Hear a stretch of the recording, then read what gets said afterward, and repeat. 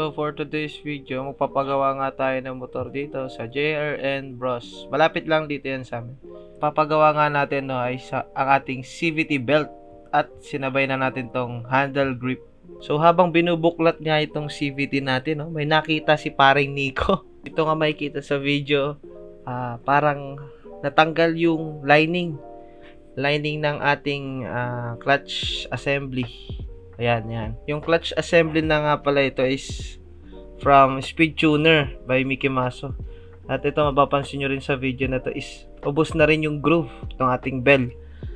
So dahil sa wala tayong no choice is imbis na belt na ipaayos natin is aray ko po, bumili tayo ng bagong clutch lining. So yan, ang nabili natin is ito lang available nila JBT clutch lining. Dito di ko alam kung matutuwa ba ako o malulungkot kasi may bago akong pyesa pero nagastosan ako.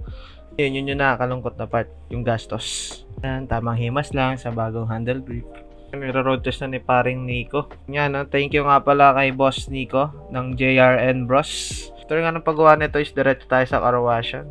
Palinisan muna natin ang ating mot-mot. Iwan muna natin siya dyan at uuwi tayo dahil pang 5 pa tayo sa pila. Yan, uwi muna tayo, tapos kakain. Yan, pogi. Habang dilinisan nga yung motor natin, is chinat natin si Boss Maso at pinapunta niya ako sa shop. Ma-check yung ating parts na nasira. Sinan ko ay Maso yung lining, tsaka yung bell. Sabi niya is, okay lang yan, may warranty naman.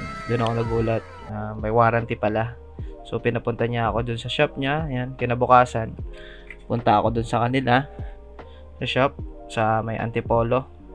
Yun nga, pagdating natin sa shop is sinalang na agad ang ating motor. So, may good news. Wala tayong binayaran. Pinalitan nila yung lining natin. Tsaka itong bell. Free regroove na. Kaso, bad news. Pumili tayo ng lining natin dun sa shop kay Boss Nico. Pero okay lang, no? At least may reserba tayo kung sakaling magkaroon ulit tayo ng ganong senaryo. So, ito nga. Binigay na yung groove. Estebel.